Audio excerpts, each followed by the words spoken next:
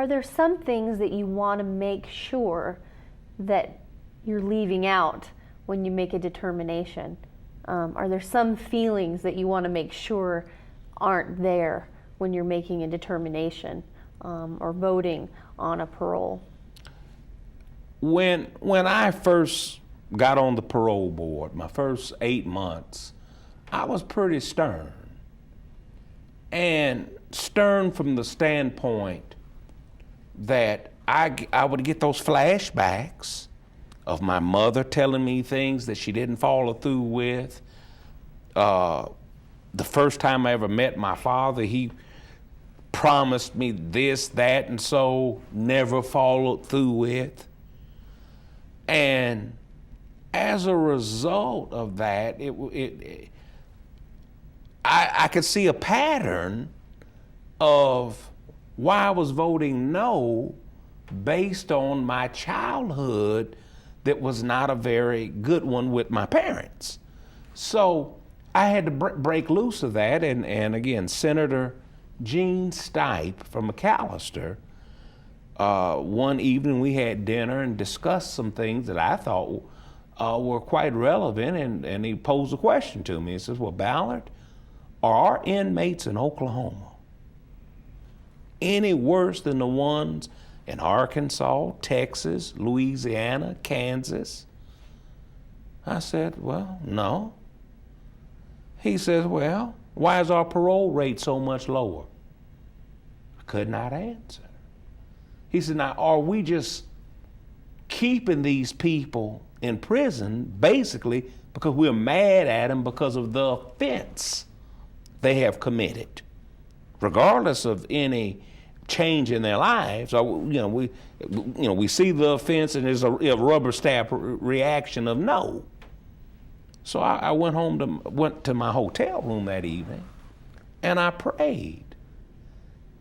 And I said, Lord, help me with this. If in fact I'm getting a rubber stamp reaction based on my childhood, based on my personal circumstances, on inmates that, again, they don't know me and I don't know them. So, and that change came. That change came. So, if you're not into the people changing business, I don't think you need to be on a parole board. We see after the conviction, after a person now qualifies for parole, after they've done a matrix of their time, hopefully we see a genuine change. Hopefully we see programs that they've been involved with. Hopefully we see behavioral modification take place. Hopefully we see somewhat a new person. That's what we are hoping for. Now, again, prison is not a Disneyland adventure with Tinkerbell. It is not that. But if we see these level of positive changes in a confined situation, our hope is that when you back in society at large, that change will grow, fester, and bloom into a new person. And especially in the case of women, since our state has the highest incarceration rate of women in the country, how do you see that as a positive? Well, the quote, Governor Fallon, she wants to get out of the #1 incarceration state of women. And she said, Ballard, when you incarcerate the mother, you devastate that family. Every time a mother is put back in society to reunite with her children, again, I'm not telling you something I've read. I was separated from my mother not once but twice as a result of her incarceration. And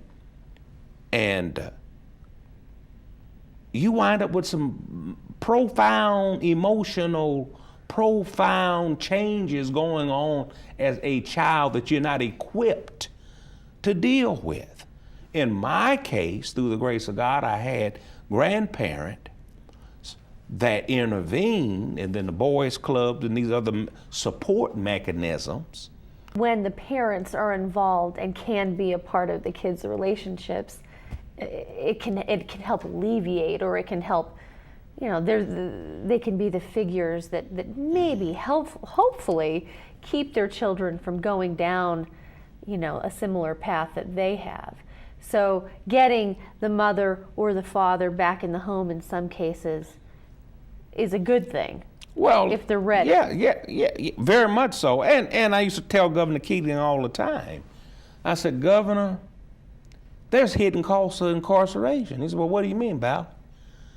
I said, you take the breadwinner, and in this case, where both parents work, one of them winds up in the state penitentiary, that family's on welfare. Aided dependent children, same thing I grew up under. I said, so it costs far more than DOC, Department of Corrections, price tag each year. Now, the Department of Human Services, the state of Oklahoma just keeps paying money out. Now, I'm not, I'm not advocating no prisons and let everybody, I'm not advocating that. I'm not talking about that. I'm advocating that we need to be smarter on crime. And what we've done for the last 30 years in this state is surely not the right direction.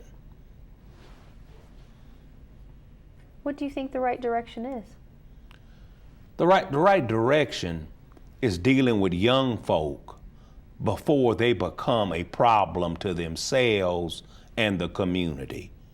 It all starts at home, and when home doesn't do it, that's where school plays a vital role.